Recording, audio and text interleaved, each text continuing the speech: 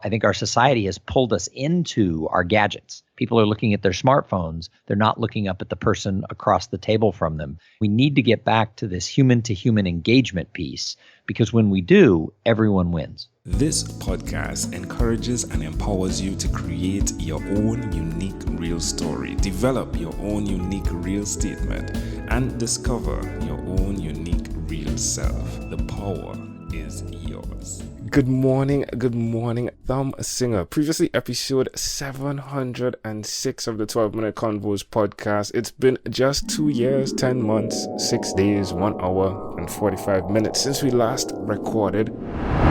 If everybody jumped in and helped people without thinking, what's in it for me, we would all do better. That was then, this is now. Thom, how are you doing today? I'm doing all right. Well, Thom, what part of the world are you in now?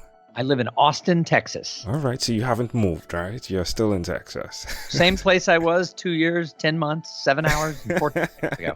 That's wonderful. Now, within our last conversation, there were a ton of things that were going on. You transformed at age 50, right? Your goal being from 50 to 75 to live a life like nothing you've ever experienced, I would imagine. How's that been going for you?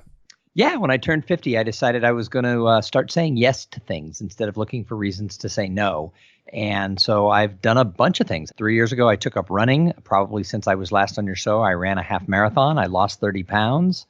I started doing things like zip lining, and I jumped off the Stratosphere Hotel on their sky jump in Las Vegas. Wow. But probably the most interesting was I got challenged by a friend who is a professional comedian to go with him to open mic night. And I went to a comedy club in New York City and did a 5-minute comedy set. And since that time, a year and a half ago, I've done 75 open mic nights at comedy clubs and coffee shops and bars around the country. Now, how amazing is that, Thom? I mean, come on, like looking back at the guy from 30 to 40 years old, did you ever see that? No. I mean, I thought that ship had sailed, right? I mean, I had a corporate job. I was doing the sort of corporate ladder thing. I didn't think that I would be experimenting with things like, stand-up comedy. Yeah, well, again, stand-up comedy, do you think it connected via the concepts or the lessons learned on the podcast as well? Was it an easy transition because of the podcasting? I wanted to be an actor when I was a kid, and my high school had a television newscast, and I was on that, and I did theater. I've been a speaker as my living, speaking at corporate and association events for 11 years almost. And so it wasn't scary to be up on stage, but I will tell you that comedy is the hardest use of the spoken word. And it's petrifying because when I give a speech or I do a podcast, if I'm not great, nobody's rooting against me. But if you're not funny, audiences will turn on you really quick. And I've had a lot of times doing open mic nights where I try a joke and it is just crickets. I don't think anything prepares you for stand-up comedy. Well, you are the conference catalyst, and I was preparing for this conversation, listening to our previous episode, and what I do is I tag like a one word that represents the conversation, and for me, you're the fun guy. You're the guy that brings that jolly type feeling to an audience, and being branded, for me, the super happy guy. But again, on your side, the conference catalyst. Open that up for us, please. Yeah, so I've been making my living as a professional speaker for a long time, but about 5 or 6 years ago, I started being the master of ceremonies for events, and I call myself the conference catalyst because when I am the host of a live event for a company or an association, the people get more engaged. People come to live events because they want to meet each other. They want to have fun, and yet so often the event itself is so boring that people are just sort of in a coma. And so I'm not like a comedian on stage. I'm not, doing juggling or magic, but I get up there with a really good energy and I explain to people how they can maximize that conference. And so when I'm the host of the conference, I always tell people the conference is going to be better because I'm that catalyst that gives people permission to turn to the people next to them when they go to lunch and say, so who are you? Where do you come from? So I weave in a bunch of content about how do we network? How do we connect? How do we have fun? And I make that the vibe. I make that the theme of the whole conference. And we just saw this play out. If you don't have somebody at the helm as the host who can really get people engaged, you have a flop. We just saw that in the television Emmy Awards in the United States. they went without having a host. And usually they have Stephen Colbert or some famous comedian as their host. And this year they decided not to have a host.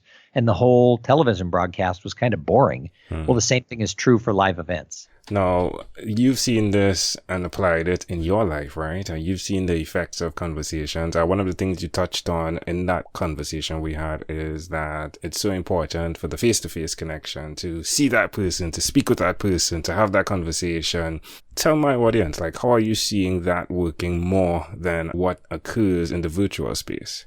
Yeah, I think we've been seduced by social media and mobile and video that we don't have to, go out there and be face to face with people because we now have all of these wonderful tools. And I think that for a long time, people thought, especially people who didn't like the socializing, they thought, I'm free from it. However, people are more hungry now to connect with people than at any other time. There was an article 2 years ago, or maybe a year and a half ago, in the Harvard Business Review, and it was by Vivek Murthy, who is the former Surgeon General of the United States under President Obama. And he wrote an article in the Harvard Business Review called The Epidemic of Loneliness. And from what I understand, I don't know him personally, but in 2020, that's going to be released as a full book. And this whole idea of the epidemic of loneliness is true. People feel more disconnected in 2019 and 2020 than they ever have. And yet we have all these tools where, I can listen to a podcast. I can be connected on LinkedIn. I can follow someone on Twitter. Why do I feel distant? Why do I feel lonely? Well, I think our society has pulled us into our gadgets. People are looking at their smartphones. They're not looking up at the person across the table from them, be that their husband, their wife, their children, or their coworkers or their clients. And we need to get back to this human-to-human engagement piece because when we do, everyone wins. Cool things entrepreneurs do. You walk the talk. You've interviewed over 400 people on your podcast, entrepreneurs, all sorts of people, right? Solopreneurs. How has that experience impacted your life? Well, as you know, having a podcast has been one of the greatest tools I've ever run across in my life to be able to connect with people. I mean, you know that. You've interviewed thousands. I agree. Yeah. And people from around the world you never would have met otherwise. And so I have found that my podcast, it's sort of been like a private university for me. It's like my own little MBA was interviewing all of these successful people. Because here's the thing. When you get around someone who's successful, they can't help it. Success leaves clues. And that's the thing that has been the best for me and the people who listen to the show is the little nuggets, the theories, the clues, the ideas that get sprinkled behind from these interviews. There's a ton of power in a conversation, one that I'm fascinated by as well, Thom. And when you sprinkle the beauty of fun with those conversations, it leaves an impacting mind thought of the individual, one that can then connect to business. How have you seen this transcend into business, the conversations you're having, the way you show up as your own unique real self? Well, as I told you before, I make my living speaking at conferences and doing training inside companies. And so by doing these interviews, two things have happened. People who listen refer me to their boss who's planning at a conference, or they hire me to come into the association that they're a part of. So I either get referrals from listeners or some of the people I've interviewed. Some of the people who've been guests on my show are like, tell me more about what you do, because they liked me. We had fun. I helped make them look good. I did an interview that put them in a great light, and they turned around and brought me opportunity. So that wasn't necessarily the purpose of the show, but I certainly like that as a byproduct. Organic. Now, you have two daughters. You're a married guy. How has what you've been talking about impacted your family? As a dad, I just try to lead by example. I remember my own father was a really good man. And when I think back on him, I hear him in my head. He taught me how to drive a car. And when I turn left at a busy intersection, I don't turn the wheels until I'm free to make my turn. So he always said that way, if anybody rear-ended you, you'd go straight and not right into traffic. That's just a silly little example, but I hear my own father in my head all the time. And I always tease my own children that I hope long after I'm dead, you still hear me giving advice in that. So I just, as a dad and all that, I just try to live by example. Your mother was said to be a best friend by 5 individuals at the funeral to your father. Having a true core relationship with humans, with other individuals, is something that seems to have surrounded you, that is in your DNA almost naturally. What are you going to do to ensure that you continue along that path, if you even want to? Yeah, well, we talked about that in the interview a couple years ago. When my mom passed away, 5 different women told my dad she was their best friend, and one of them she didn't even like. And the example of that is that she always was nice to everybody. She listened. She was one of those people who, people felt good when they were around. And so I strive to be that way. I don't think I'm as good as my mom was, but I strive to be a good friend, and I strive to be someone who people say, oh, I'm better because I was around him today than if I wasn't. Amazing audience. Again, you're hearing it live from Thom Singer.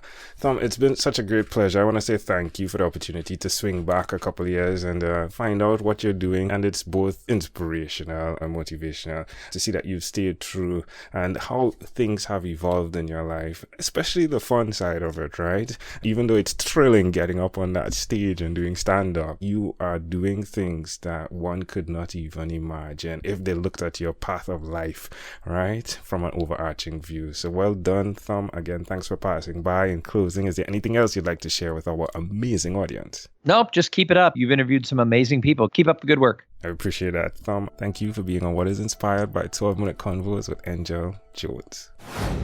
This podcast is produced by Pod Edits. Visit podedits.com for professional podcast publishing.